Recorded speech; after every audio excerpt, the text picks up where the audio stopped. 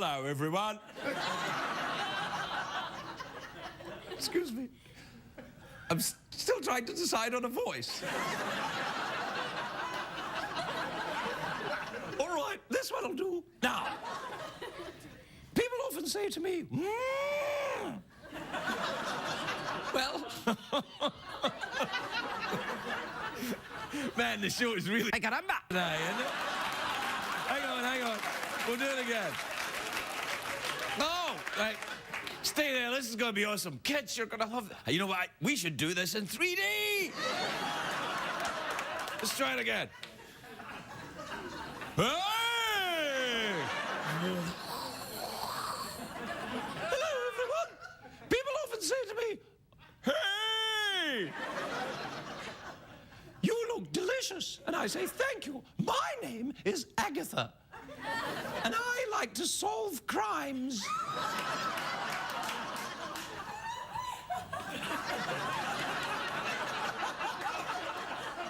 Why, that doesn't make you... Why did you go, yay, for that's the first time it's ever been said? Oh, like Agatha Christie. It's not Angela Lansbury, it's a chicken. Do we have a picture of Angela Lansbury?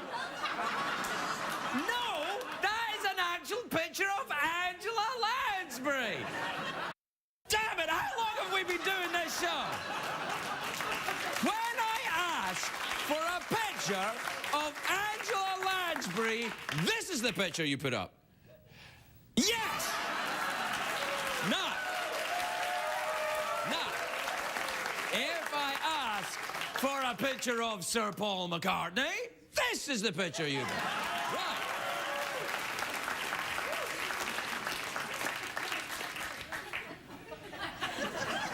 You know, when I go about my daily life and, you know, walk around and people are like, who's that guy? Get him to put pants on. Sometimes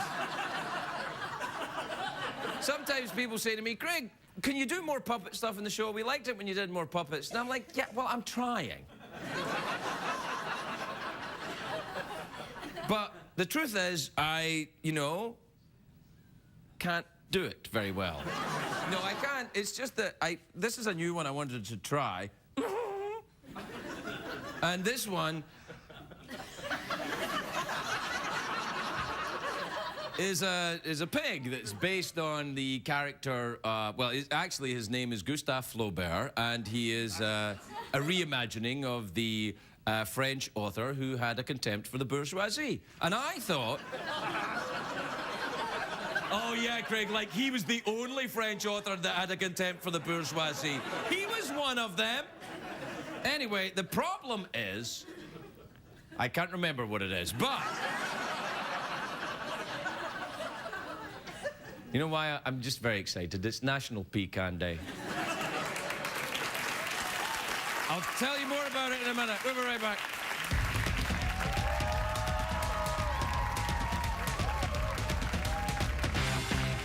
The Late Late Show with Craig Ferguson, sponsored by Kia Motors and the all-new 2011 Sorento.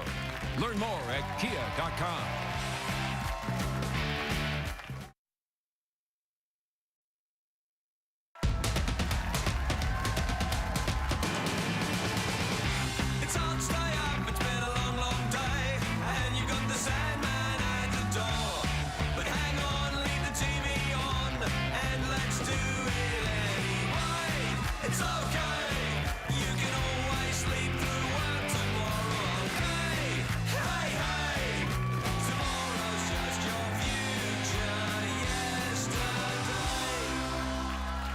Ladies and gentlemen, Craig Ferguson. Hi, how you doing?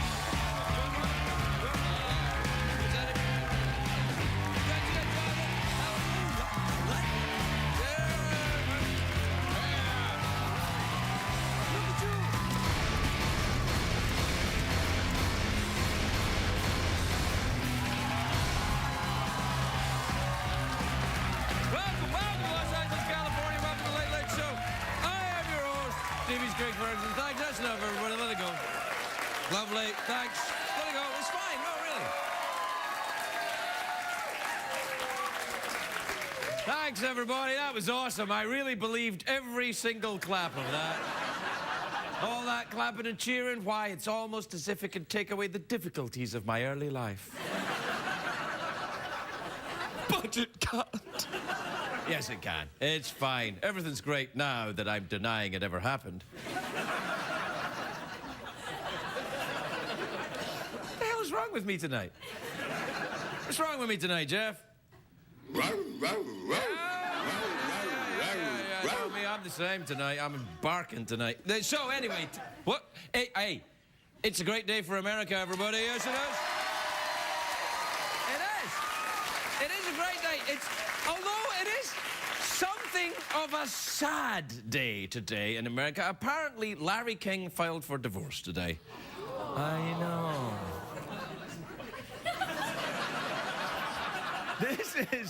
This is divorce number 8.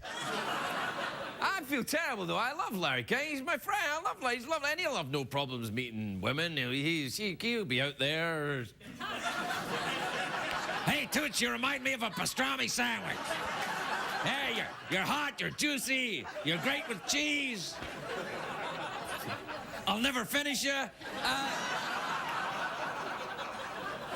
It's a joke. Oh, lighten up. What? Did you think it was the news? What happened? Oh, I came out and you thought it was the news, didn't you?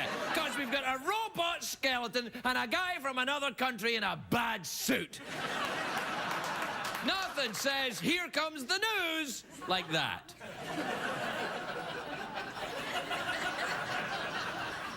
Anyway, there's a very big story today. Everybody's talking about it. I know you're thinking, well, come on, Craig, let's get on with it, so I'll say it. Yep, it's National Pecan Day today. It is. Oh, it's a real day, National Pecan Day. It's pronounced pecan or pecan. See, this argument ruins National Pecan Day every year. People argue how to pronounce it. They forget those little wrinkly nuts.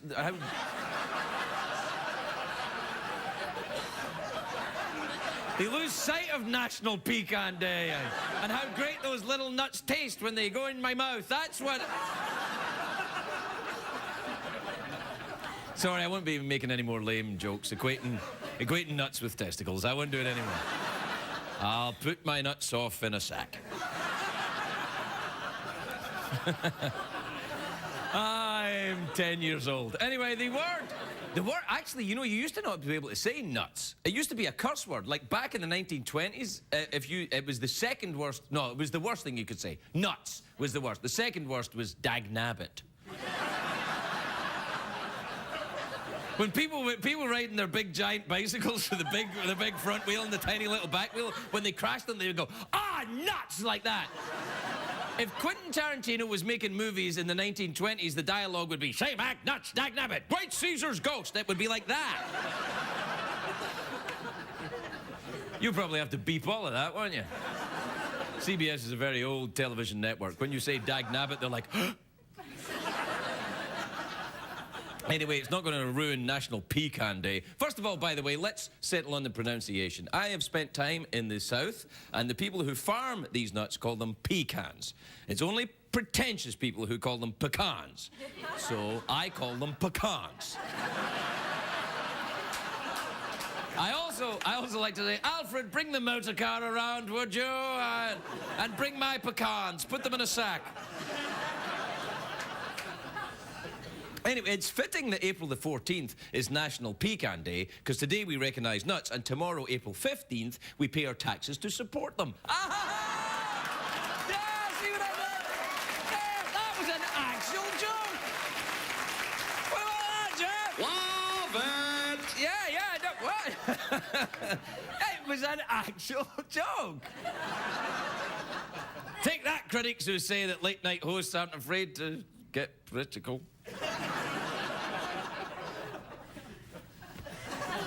Well, we've peaked now. That's it. We've had a joke. Uh-oh. No, we'll be all right. You know that I was looking on the Intergoogles today, right? A pecan tree can live for 300 years. And when they're old and gnarled, they can still bear fruit. They're like the tree world's Larry King. Oh, that's great. Make fun of me on the day I'm getting divorced. Come on, Larry, you'll get over it. Come on. No, the first 7 were easy. This one's hard. Anyway, scientists are saying that eating pecans every day may reduce your cholesterol. So in case they're right, I wrap all of my pecans in a strip of bacon. You don't want to get the balance to get thrown off. Some cultures consider pecans an aphrodisiac. You know, something that gets you in the mood for sex, like eating chocolate or seeing handcuffs.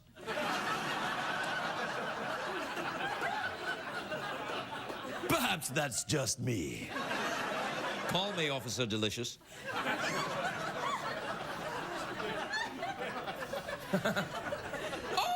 Oh! Anyway, if National Pecan Day hasn't taken off, I think it's because pecans don't have a mascot. I mean, because peanuts, you got your mascot, Mr. Peanut. So pecans should have a mascot, Sean Pecanery. That's right, I stand up for nuts. I don't like Mr. Peanut. There, I said it. I've never trusted him. Look, do we have a picture of Mr. Peanut? Look at this. Now, look, that's Mr. Peanut. Now, peanut farming is a multi-billion-dollar industry. So with all that money, why does he still get the monocle? He can afford LASIK surgery, and I bet he doesn't need that walking cane either. I heard he faked it to get out of Vietnam. That's right. I'm calling Mr. Peanut a draft dodger. Come and get me, hippies.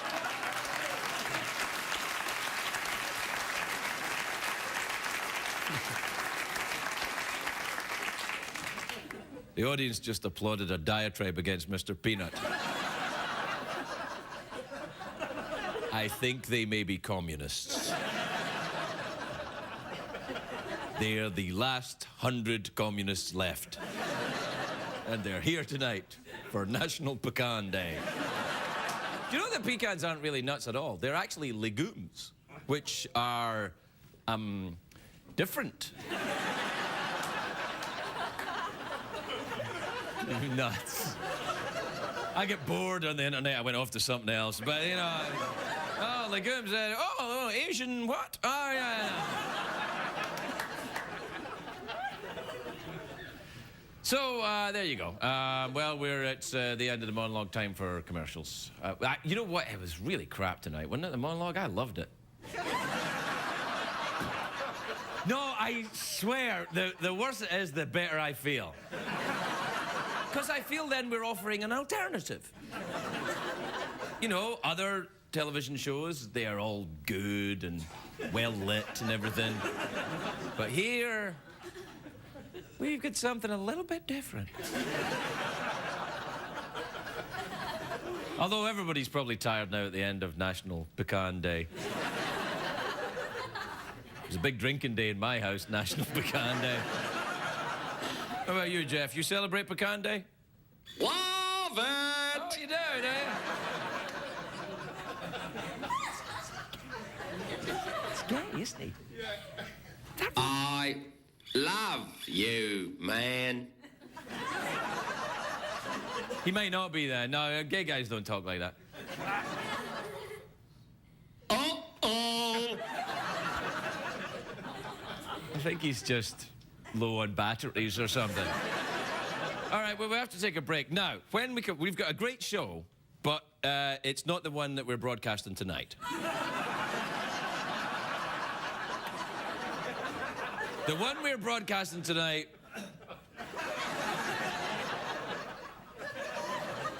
What, reverse jazz hands? Yes. All right, we'll take a break. We'll be right back, everybody. Yeah?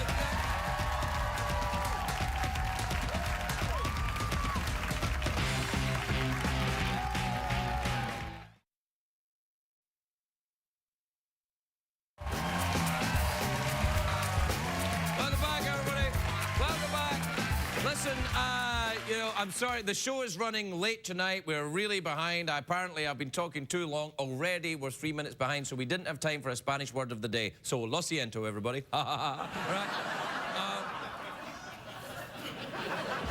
Do we have time for tweets and emails, or should I just say thanks a lot, watch tomorrow?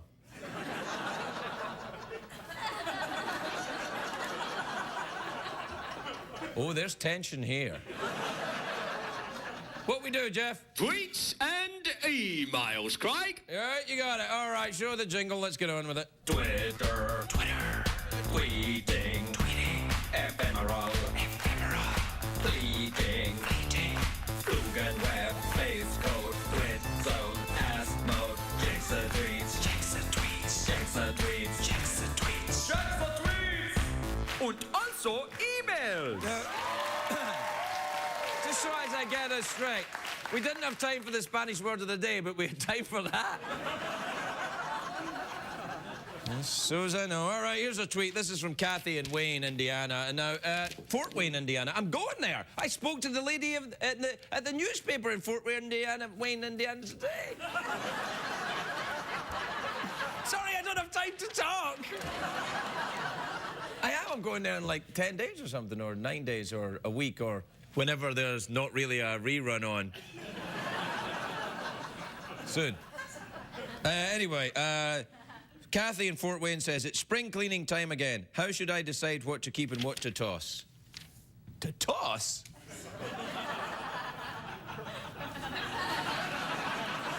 Well, the thing to do is come and see me in Fort Wayne, Indiana, soon. Kathy, and then I'll tell you then. I don't know. What do you keep when you spring clean? I keep all the stuff that's valuable in my house.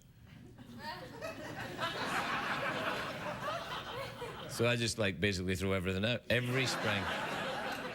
Except for love.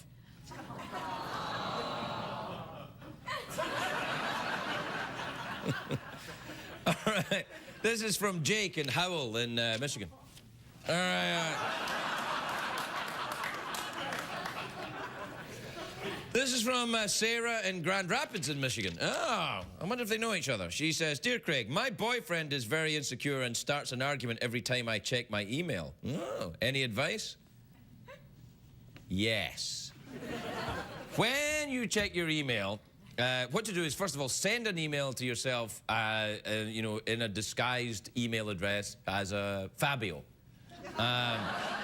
Or I'll get Fabio to... Fabio, if you're watching, send an email to Sarah. It's a very distinctive email address. It's just completely black stripe. Just say what a great time you had the other night and how you were surprised at how enthusiastic she was in bed. And then your boyfriend will read that and he'll break up with you. Then there'll be no more arguments when you're checking your email. CBS cares.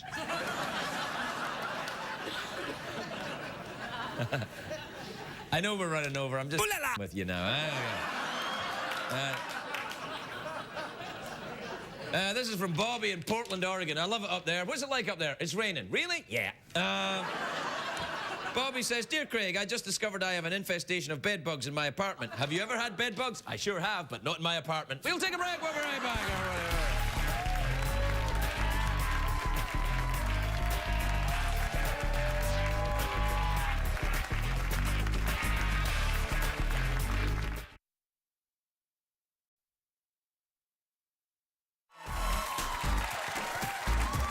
I don't have time for this. Sorry, that's right. I forgot. We're running out of time tonight. Whoa, let's get through it. Quickly, get to the ShamWow commercial. My first guest tonight is starring in the Lifetime movie Patricia Cornwell's The Front. I'm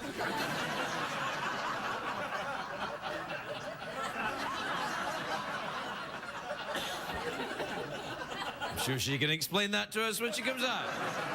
But it's on this Saturday. Where is it on again? Lifetime. Oh, you know me and Lifetime. I never... Actually, Project Runway's on Lifetime. Tim Gunn. Anyway, the movie, Patricia Cornwell's The Front, is on at 9 p.m. this Saturday on Lifetime. Take a look at...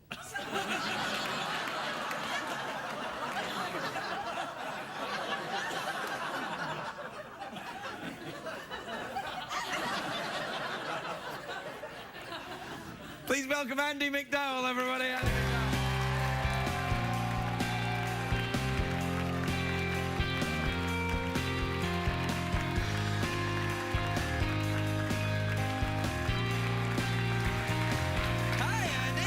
how are you? I'm good. How are you doing? I'm doing just great. You look lovely. Look at your lovely you're green sweet. dress. Thank you, thank you. Are you going to the Kentucky Derby this year? No, I'm not. I've been before, though. Yeah, well, I thought because you're from the South, because I'm going to get an email in about 3 weeks, and somebody asked... It's a lot of fun. It is? Oh, it's so much fun. It's a blast. Do you like horse so racing? much fun. I love horses. Really? Do you horse ride yourself? I do. Yeah, Really? I do, yeah. What kind of horses? Do you have horses? I do. I have 2 horses. One's my daughter's, one's mine, and most of the time I ride bareback. It's really a lot of fun. I do, really. It's my favorite. They're doing a stupid joke. It's the truth. Well, me too, though. Right. What kind of horses do you have? Quarter horses. Quarter horses. So that's a quarter... it's an American bred yeah, that's horse. right. Like, it's, it's the Cowboys. Yeah, they had quarter horses. Yeah. I've got a horse. Do you? Yeah. Oh, what kind? His name's Duncan. Okay. Okay. And he's a Clydesdale. Oh, seriously? Yeah. Oh, wow. I rescued him from someone who was selling horses. I don't believe you for some reason. Now listen, tell me about what's happening in that clip, because there's do you make out with that young fellow? I was supposed to kiss him. It was in the script. I was supposed to kiss him, but I was terrified because he's the same age as my son. Right. Yeah, he's 23, and in the script he's actually supposed to be underage. But this woman does whatever she wants to do. She doesn't really think that way. Right. So my character didn't care, but I did care. Right. So I discussed it with the director, and we came up with this, which I thought was a better plan. Because otherwise, my children would have been mortified. I mean, they would have been disgusted. What about the poor kid who's thinking, I'm going to make out with Andie MacDowell? He was so cute. Yeah. And he's a great actor. He's a really great young actor. Dane DeHaan. He's gonna go places. But he was really cute. What's that? That night, because the night that we were doing it, because we worked nights, right. and it was really late. And he kept saying, "So we're getting ready to do our kiss scene," And I'm thinking to myself, yeah, I know. We're going to do our kiss scene. And I didn't want to tell him that it wouldn't have, I mean, he's beautiful. It's not that he's not, lovely to kiss or whatever. God, I kissed him myself. He is pretty. He's beautiful. Yeah, go on, yeah. But I just, I was just saying, I don't know. I don't know. I think you should listen up a little bit. He was 23. 23. He's this is probably an early job for him. He's thinking, I'm going to kiss Andie MacDowell. That's what I think job. he was thinking. Yeah, I was sitting here thinking. He was probably thinking as well, once I kiss her, then things will go crazy. That's what I'd have been thinking at 23, I think. Actually, exactly what I was thinking at 23. So, listen, tell me this. The case, it's Case Carpeta Mysteries, is that what it is? No. These are 2 that she did, they're on their own. Right. At Risk in the Front. At Risk was last Saturday night. The Front is this Saturday night at 9 o'clock on Lifetime. Right. And these were only these 2 books, unfortunately, because I had the most fun playing this character. I've never gotten to play a character that was like this before. I mean, what does she do? Does she solve crimes? She's running for governor. She sleeps with young men. She's a completely narcissistic, sociopathic person who cares about nobody but herself. Right, you can't get that in Hollywood. You ever met anyone like that? Gee, there's never been anyone here like that. Who could you even be talking about? But I like Patricia Cornwell's books. She's a great writer. Yeah, she's a great writer. Do you read the crime books? I have read them. Yeah, I have read them. Yeah. Mm-hmm. But that's not your thing then, crime books? Only when I don't feel really good. I lay in bed and read crime books when I don't feel good. I don't know what that is about. No, that's when I do it, which is a lot. I read a lot of crime books. I'm like, ah. What about, what do you read then? What do you enjoy? I read a lot of Jungian stuff. Carl Jung. I enjoy a bit of Carl Jung. Yes. You like Jung, don't you, Jeff? Love it! Yeah, he's all about the collective unconscious, Jeff. Yes. Yeah, and being conscious. Yeah? And being conscious. Being conscious yes. within the collective unconscious. Yes. And your dreams and all that. Yeah. Do you study your own dreams? I do study my dreams. Do you really? I do. And what have you learned about yourself? Okay, recently I had this one dream where there was a wall on either side of me, and there were a railroad track here and a railroad track here, and I was in the center of these 2 walls with a baby, and I was trying to take care of the baby, and I knew that I couldn't let the baby go on either side of the wall because of the railroad tracks, but I could see ahead that it was in the distance it was going to be okay. And so what we came to the conclusion was right now I need really nice boundaries because otherwise I'm going to be in danger. Do you think it was about kissing the young man? Maybe. Put up those walls. Yeah, yeah. You know? Oh, don't kiss the 23-year-old. Don't kiss the young man. No telling what's going to happen. Yeah, no. Yeah, no, that's quite interesting. I like dream analysis. Yeah, it's interesting. I have the same dream every night, though. Oh, come on. True, every night. Seriously? Yep. Oh, you're just not telling the truth. How do you know? Well, tell me what it is. Every night I dream I'm holding a fish. And what does that mean? It means that I've read the book Catch-22. Because in the book Catch-22, there's a character who says, every night I dream I'm holding a fish. Okay. Yeah. I can't remember who it is, the character in the book. Oh, never mind. It might not even be true. I might have made that up. What do you think, Jeff? But you know what? What? It makes me think of, What? those are the kind of guys that I always fall for. Crazy people? No, guys that like read books and then say, you know, things like that. Oh, yeah. And it's all like predetermined. That's why I'm reading Jungian, so I'd be sure I don't do that anymore. I want to be very conscious so I can like catch them when they say stupid things like Well, that. that's not in this. No. That's not in the spirit of Jungian investigation, is to stop guys who are hitting on you. That's not why Carl Jung dedicated his life to the study of whatever he studied. No, maybe it is. But it's, you know, to be aware, you know. Yeah. All right. Are you in therapy? Do you go to a Jungian I therapy? do go to a therapist. Yeah, I like it. Yes. I go do it too. Oh, good. I'm so glad you admitted that. Because otherwise I feel really stupid. No, I don't think it's a secret that Oh, good, I need okay. No, I enjoy it. I think it's lovely fun. I get to talk about what annoys me for an hour, and somebody has to go, yeah. And then they don't divorce me at the end of it. Yeah. Do you? Is it a Jungian therapist you go to? Yes. Really? Yeah. It's very strict Jungian then, because some of them Yes. are. Really? Because he's giving me all these books so that I could understand the therapy and the process too. Right. So it's really dense stuff, though. You know, sometimes if I read it right before I go to bed, I'm out. Like, you know, Yeah, that kind of works for me as well. Read something it really puts that, you to sleep. Yeah, Oh my you're like, gosh, it's just ooh. Well, you don't want anything too riveting. No, not Because you'll before be you up go all to night sleep. reading it. Yeah, Yeah. exactly. Yeah. Exactly. Yeah. Well done, academics. Well, we're out of time, which is, well, we're not that's out of so time. I fast. mean, it's just a segment. You and I will probably go on for years to come. Good. Yeah. Okay. Yeah. Hey, I know. Want to do an awkward pause? Okay. All right. I'm a little worried, but No, yeah, no. okay, It's what we do. It's a kind of a tradition here. Okay. Every now and again, if I have a very good actor or actress here, I like to do an awkward pause. You just say that just because then I'm going to do it because you just said that. Oh, no. Okay, but what is it? I've What done is an it? awkward pause with Dame Judi Dench. Okay. So that's really going to make me do it. But No. what is it? What is it? Well, we just have an awkward pause. So like we do something weird with our bodies or something? No, we just... Well, we could do that after the awkward pause, but what we do is we embrace the discomfort of the falseness of late-night television. Allow me to demonstrate. Okay.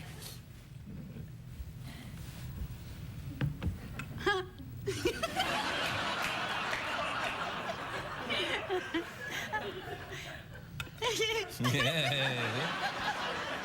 It's awful, isn't it? I know.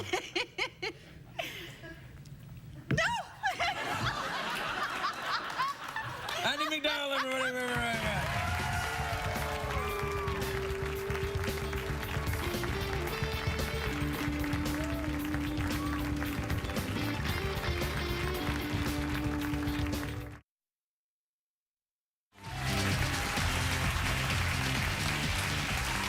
Welcome back, everybody. Welcome back. I got no time for mucking around. We're going way over time tonight, so just let's keep going. My next guest is a two-time reigning IndyCar Series champion. Please welcome the glory that is Dario Franchitti, everybody. Dario Franchitti.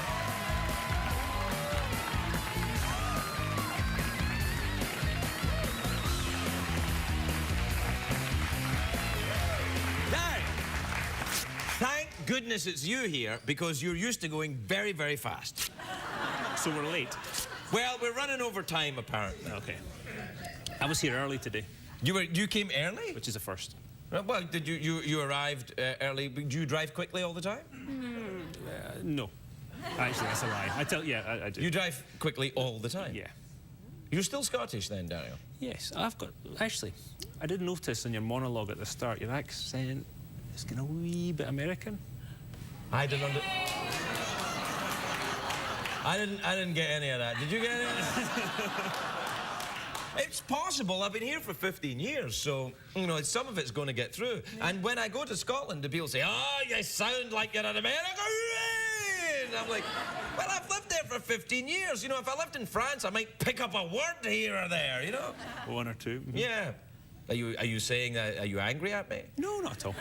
Right. Mine goes all over the place. My accent's up and down, and depending well, where I am. because you've got such an Italian name, and forgive me, you look quite Italian, reasonably. Yeah, yeah. Do people get upset when you don't go, what's a come and a go, and that kind of... I did have one person once say, you speak English really well. I was like, yeah, yep. Yeah. Well, where do you live now? You live in America, don't you? Nashville. Nashville? Nashville, Tennessee. I thought... Are you going to the Kentucky Derby this year? Because that's not that far away from Nashville. I think we're starting at Indianapolis about that time, so... Oh, right, yeah. Manage. Yeah, how's all that going then, the driving fast? Well, last year was good. Yeah, we won the championship. Last time I came on the show, about 2 weeks later, I broke my ankle. Yes. I didn't go so well. But I went back to the IndyCar series, and yeah, we won the championship in my first year back. So that was good. Yeah, no, it's nice. Yep. Hey, I've got an idea. Right. You know you like to drive stuff really fast. I should hook you up with the Mythbusters, and you can, because they made the robot there, and you could drive something really fast, dangerously for them. I could do that. Funny you mention that. We've been talking about it with my engineers. The You're smart kidding guys. me, really? No. Do you have engineers? Oh yeah, they're the smart guys that make the cars go fast, and we just get in and hang on. With an Indy car with the wings on it, it produces enough downforce, the opposite of a plane. It produces downforce. It produces like an upside-down plane. Exactly. Right. It produces about 5,000 pounds of downforce. Well, the car only weighs 1,600 pounds. So they say that you can drive one on the ceiling above 100 miles an hour. So we're looking for someone to test that theory.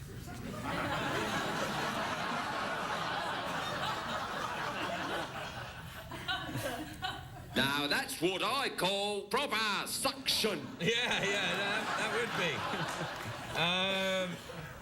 Are you going to do it then?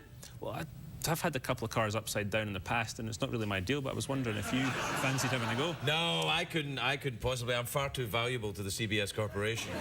Come on. They would never allow it. Who's going to fill in the gap between, you know, Letterman and the early show, they would say. Is it the early show on CBS? Oh, got it right. Good job.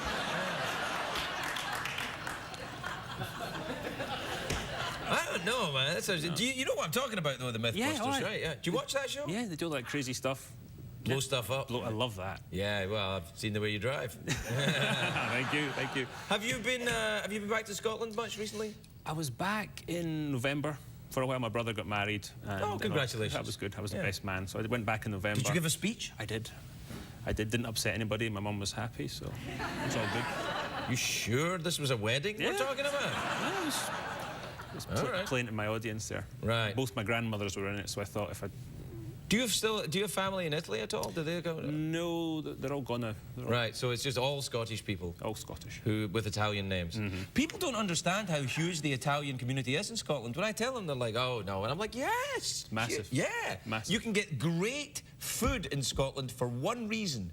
The immigrant community. Yeah. Well, Scottish cooking is kind of like Southern cooking. Yeah, a little bit, yeah. It tastes really good, but it's really bad for you. Yeah, kind of. Although I have to say, I think the South has kind of got it ahead of Scotland in the taste department as well. Yeah, and you might be right. Very, very difficult to get haggis in Nashville. Oh, I'm sure you can. We can get it. You can? Oh, yeah. Do you eat it? I love haggis. Really? I really do. You're full of it. No, I do. I love it. I love haggis. All right. Well, I'll try it again then. Have another go. Yeah, all right. It's lovely to see you again, Dario.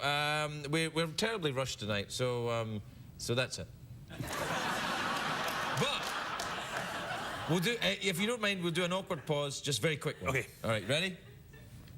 Dario Franchitti, everybody!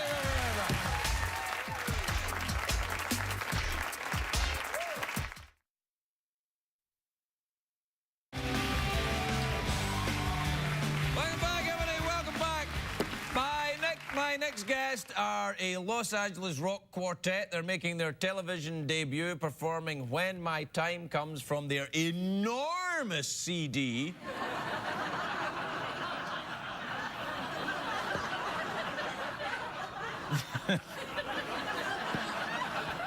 I know it's crap, but I'm happy. It's from their new album, North Hills. It's Dawes, everybody, Dawes!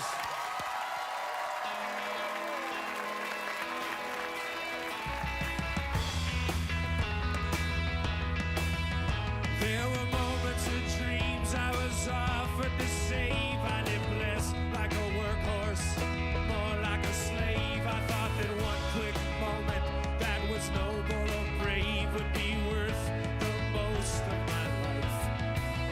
So I pointed my fingers and shouted few quotes I knew, as if something that's written should be taken as true. But every path that I've taken and conclusion I drew will put truth back under the knife. And now the only piece of advice that continues to help is anyone that's making anything new only breaks something else. When my time comes,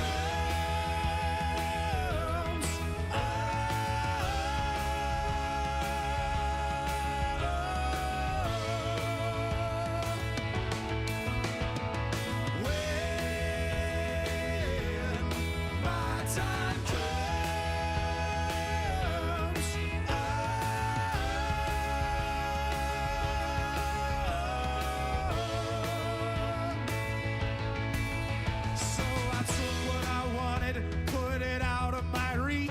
I wanted to pay for my successes with all my defeats. And if heaven was all that was promised to me, then why don't I pray for death? And now it seems like the unraveling started too soon. I'm sleeping in hallways, drinking perfume, and speaking to mirrors, howling at moods, while the worse and worse that it gets. Oh, you can judge the whole world on the sparkle that you think it lacks. Yes, you could stare into the abyss, but it's staring right back. When my time comes,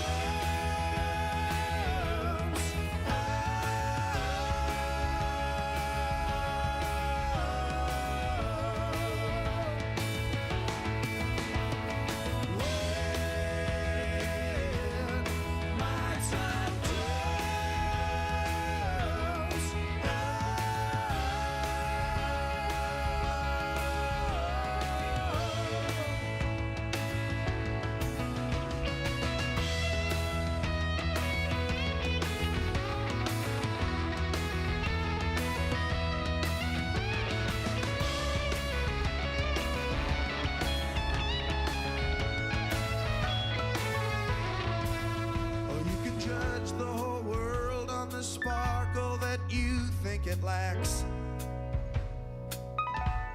Yes, you can stare into the abyss, but it's staring right back. When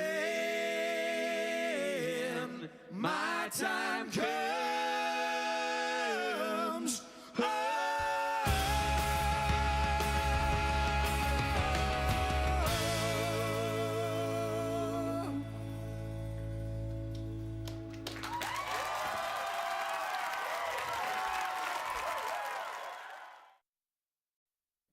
¿Qué aprendimos en el programa, señor Craig? Más macho.